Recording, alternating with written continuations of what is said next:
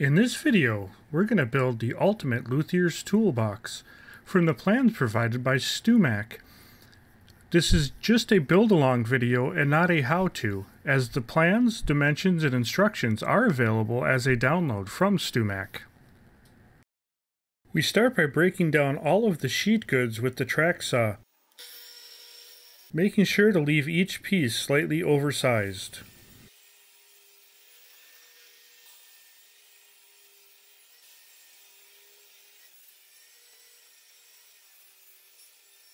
So we jump over here to the table saw and we cut all the pieces for the carcasses out of the 3/4 inch plywood to the exact dimensions.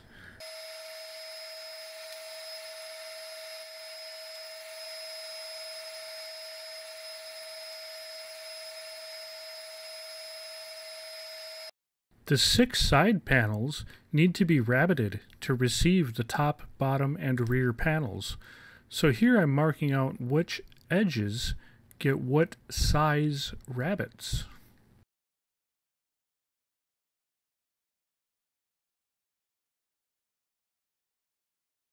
To help me maintain consistency, I'm using the black square to mark the 1/2 inch rabbet for the rear panel and the blue square to mark the 3/4 inch rabbets for the top and bottom panels.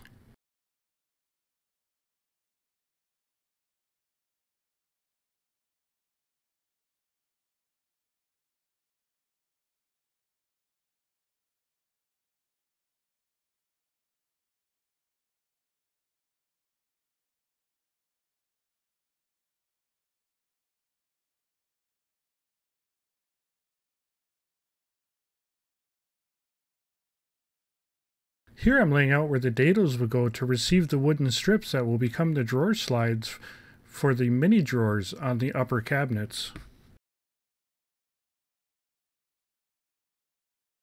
A palm router with an edge guide makes quick work of these dados.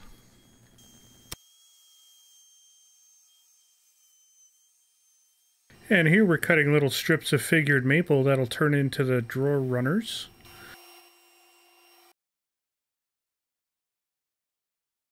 I went back and forth several times between the slot and the drum sander to make sure that these wedge in there nice and tight, but still have enough room to be glued in. I glued these pieces in before assembling any of the carcass just to make sure I had enough access to get in there, because once the carcass is assembled, it looks like it's going to be quite the pain in the butt.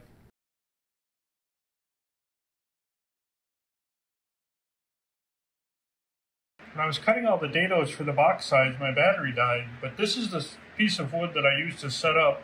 So I've got my 1/4 inch deep 1/2 inch dado along the back, and then my 3/4 by 1/4 inch deep dado on the sides. And those are cut all the way around the sides to make the rabbet joints on the panel. So I don't have clamps long enough to clamp this up, so I've glued 2 strips of maple to my table with the blue tape and super glue method. I've got my 4 shop-made corners here ready to go, and I've got these wedges right here. And these will be used as the clamps, and if that's confusing, it'll all come clear when I do it.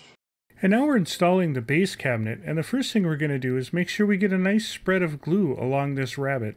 We're going to count both the bottom and the side wall of this rabbet using the glue spreader, because we're not going to add any mechanical fasteners to these joints, so we have to make sure that we get everything covered with a decent coat of glue.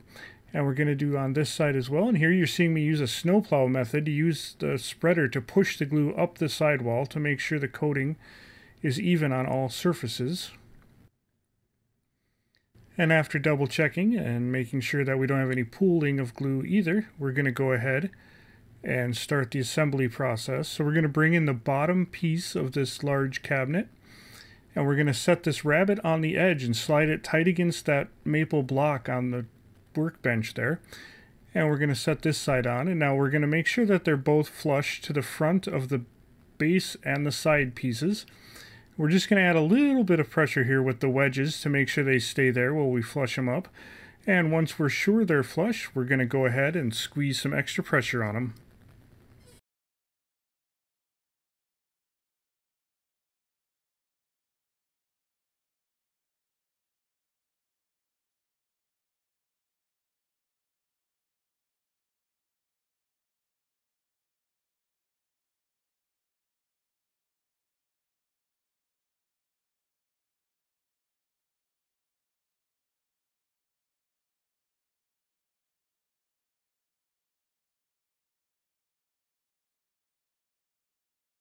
Now we're going to get that top panel put on this case. So we're going to, again, spread the glue evenly in the rabbets on both the right and left side. And then we're going to drop the top panel into those spots. And if my squares are holding those nice and vertical, it should set on there nice. So I flushed up the front. And now I've grabbed these little homemade jigs that are supposed to help me clamp together mitered corners. It seems to work fine on this corner right here. But when I go to the back corner where I need a little clamping pressure, they just slide, as you'll see here, along the plywood as I try to apply the clamping pressure. And so that's not ideal. So had to go to plan B. So I just took this little Rockler corner clamp, stuck it on there, held it in place, and then used the shop-made outside corner to keep that corner clamped together. So for the smaller boxes, we have clamps that are long enough to clamp them together as a unit. So we're going to be gluing up both the right, left, and top and bottom rabbets to get them all ready for assembly. And once the glue is nice and evenly spread on those rabbet joints, we will move those aside and grab the clamps.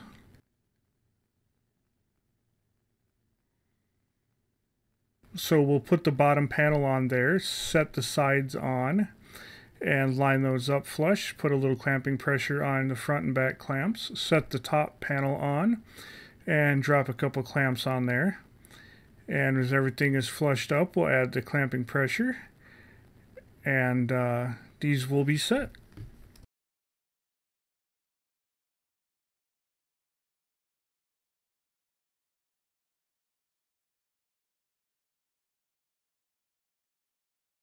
And now it's time to break this 1/2-inch plywood down into the drawer pieces. I like to batch them out, so all the pieces that need one fence setup will all get cut at the same time, so that way I ensure they're exactly the same for each piece. Now there's a whole bunch of these drawer sides and fronts that end up being cut at the same dimension, so it looks like I'm cutting a million of these pieces, but I'm cutting as many as it takes to make the 15 drawers.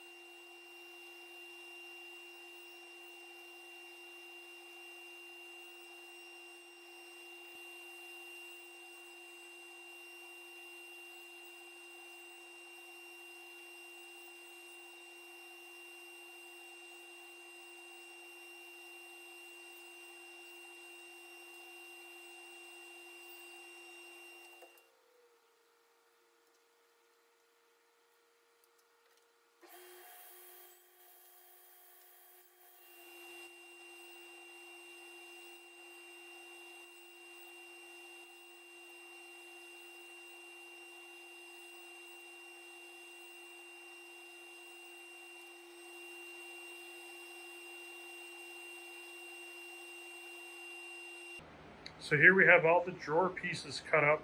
No dados in them yet, but ready to go. I got 2 wide front and backs, 6 wide front and backs. I got 4 tall sides, 24 regular sides, 16 front and backs, 1 front and back for a tall, and these are the sides and front and back for the mini drawers. These are all the rough cut panels for the bottoms. I'm going to start cutting those now into the exact sizes. After I had the drawer parts all made, I could take the exact measurements off of a couple of mock-ups and felt comfortable cutting these to their proper dimension, because we'll need these for assembly of the drawers themselves.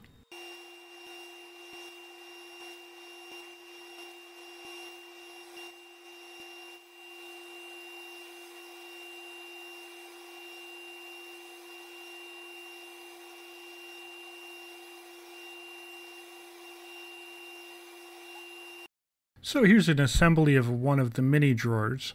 We're going to start by getting glue into the rabbit and dado on each side piece. Once we get that nice and covered, we're going to set these down with the rabbit up on the workbench. That'll allow me to slot the bottom into its rabbit. And we've got the glue on, so we're going to assemble that. We're going to try and get glue into the rabbit here to accept the bottom. As you see, it doesn't really want to stay together too well because these little pieces are flexible and springy. So it takes a lot of extra clamps to get this tiny little drawer built. But in the end, it was worth it, and we got a nice, very strong, square drawer out of the process. Just took a lot more clamps than I would have thought. Because you got to make sure you don't put too much clamping pressure in any given spot and misshape the drawer.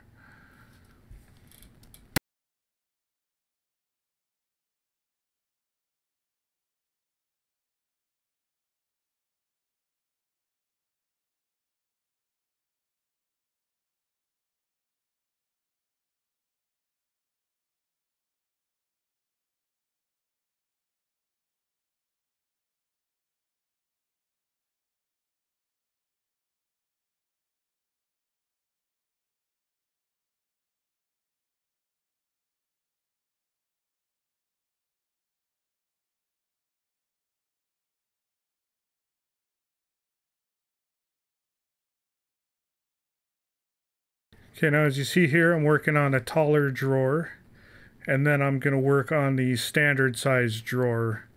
But as there is 15 drawers in this thing, and they're all basically the same, I'm just going to speed up a bunch of this footage and only show you one of each size.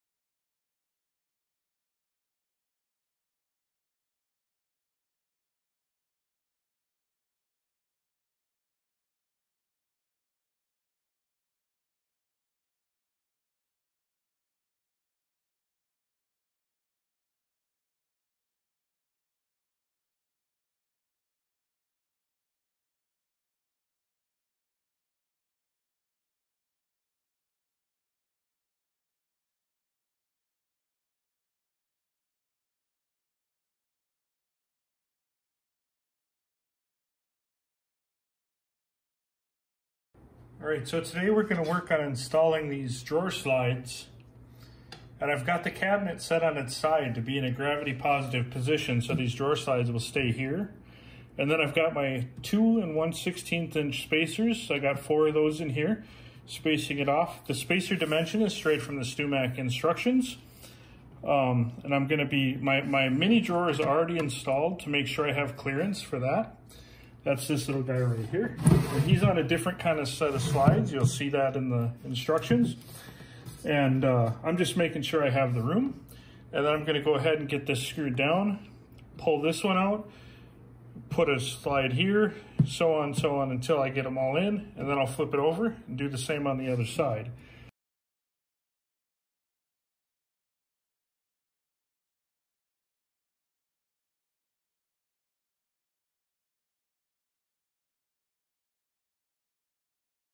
Okay, so we finished up the other side. We flipped the box over, and now we're going to do these 5 down this side and move on to the next box.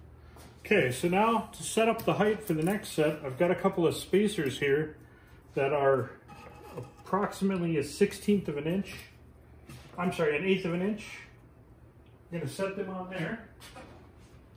Bring our drawer into the hole. Set her on down onto those spacers. We're going to pull out the drawer slide. Now I'm not putting in drawers every day, so there may be much better ways to do this. Actually, I'm sure there probably is. But I'm going to do this, and I'm going to measure from the bottom of the drawer to the center of the hole.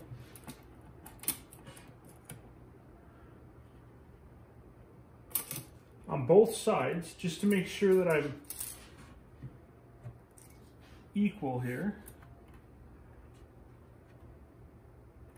So it's 1 1/16 of an inch. So that's where I'm going to draw my lines and put my drawer slides on. So I got to take this guy, reset him to 1 1/16.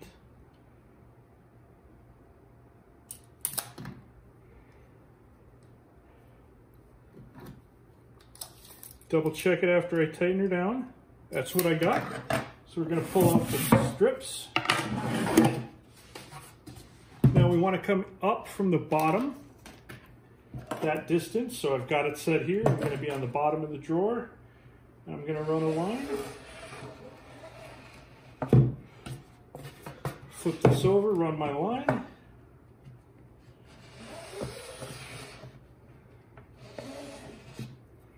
And now we're ready to go ahead, mount our drawer slides. We'll pull them out of here.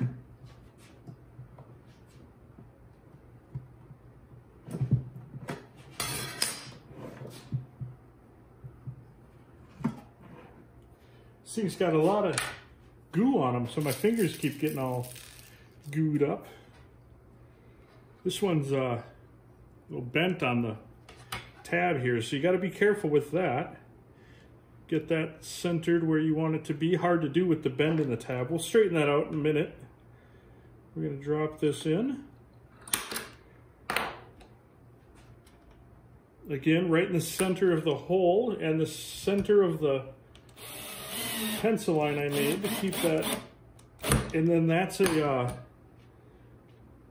that screw is a centering screw, so it pushes the drawer slide right into the center of where I put this screw. And again, this is a workshop toolbox, so it doesn't have to be museum quality, but we do want it to function, so we're doing our best here. Like I said, there's probably a better method, but this is what's been working for me.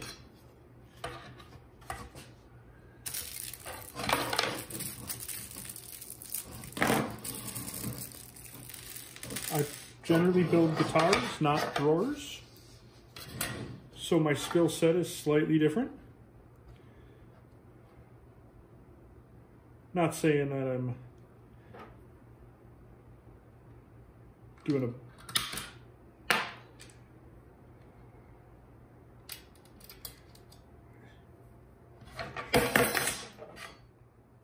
oops.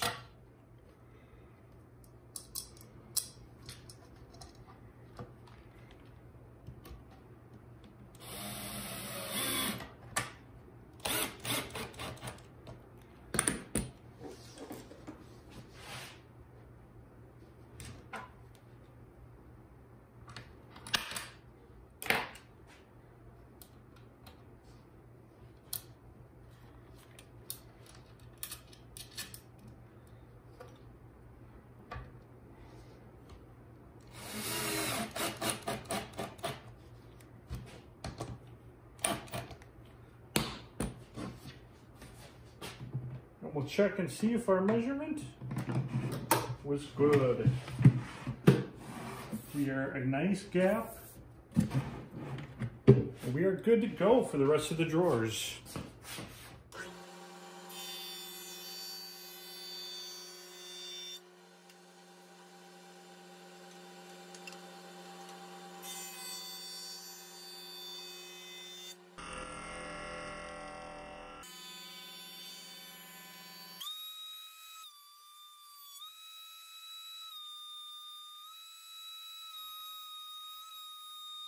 Okay, so now we got all our Jatoba fronts ran through the jointer and the thickness planer to make them flat, parallel, and even, and we were shooting for anything greater than a ½ inch, but less than 5/8, and we are at 0.57. 0.57. So we're gonna stay at 0.57. These are all of our drawer fronts done. So with all these drawer fronts now being the right thickness, flat, and everything, we're going to go ahead, they're cut oversized, so I'm going to nip the edge off of one side, flip it over, go against my stop that I have set for the drawer face for my box size, which in my case is 18 and 7/16. And I'm gonna cut it to length, and then I'm gonna batch these out just for one box, because each box might be slightly different as I go.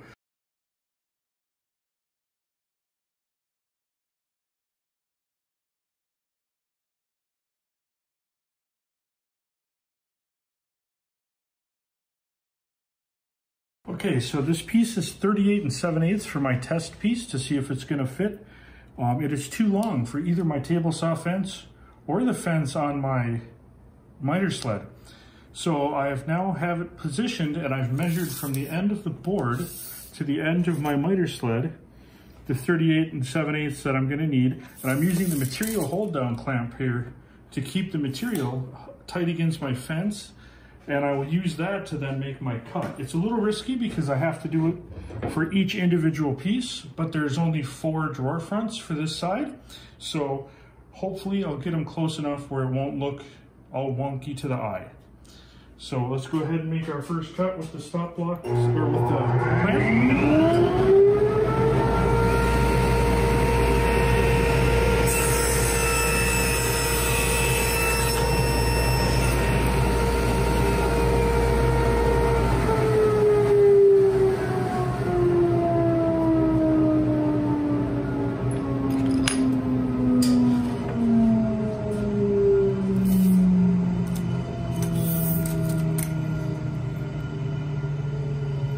And that is 7/8 on the nose. We will take that over to the toolbox and see if she fits. All right, so the 38 7/8 was exactly right for my top or my bottom cabinet. So I've got this one in here, clamped down, and just be aware that when you let go of your tape measure from this end, it will eject itself and go shooting all the way across your shop. So try to avoid that.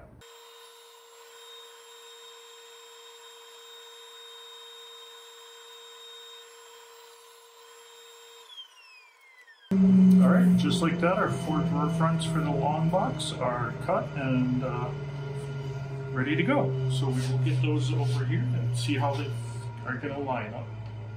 All right, so as I'm stacking these drawer fronts in here, I'm really liking how this Jatoba's looking against this birch plywood cabinet.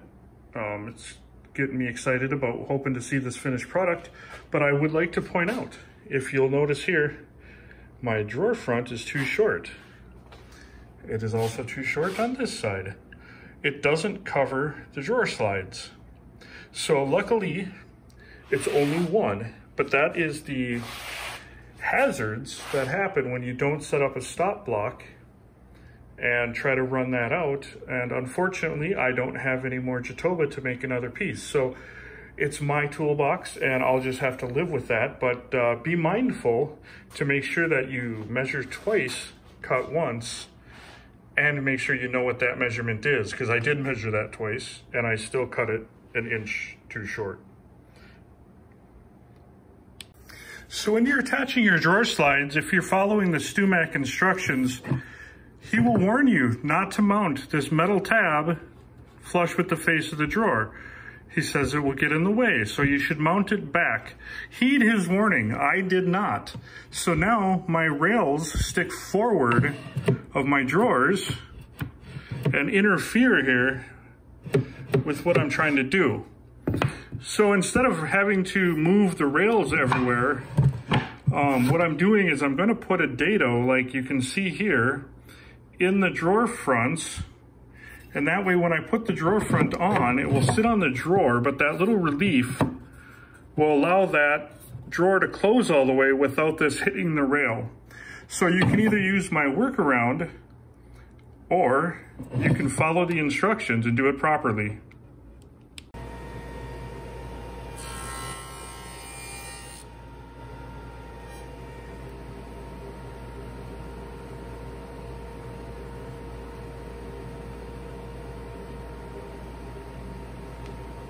So we're applying a nice protective oil finish here that really brings out the nice rich color of this Jatoba, as well as provide some protection. We're going to put the same stuff on the case and let that dry overnight before we continue on.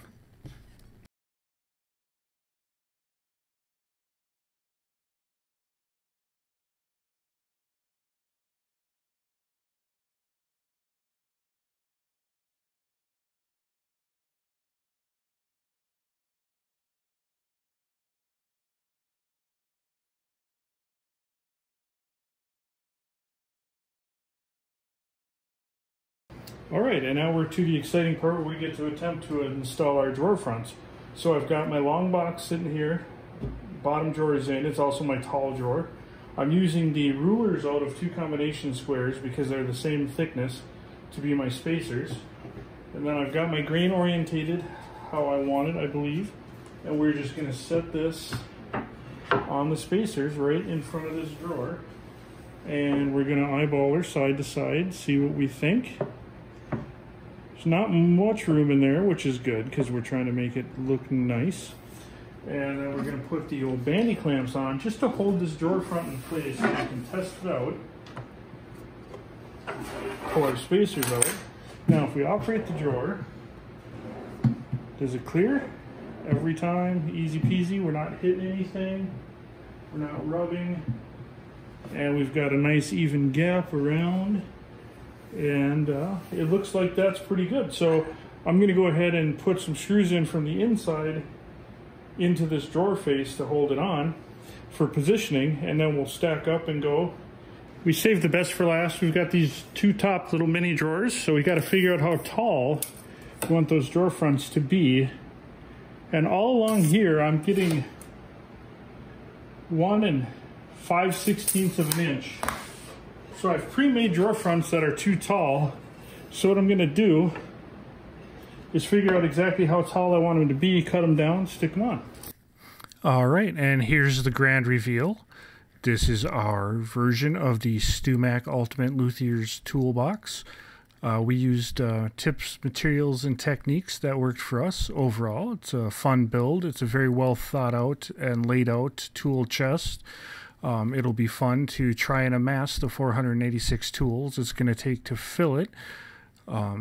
Anyway, back to building guitars, and as always, thanks for watching.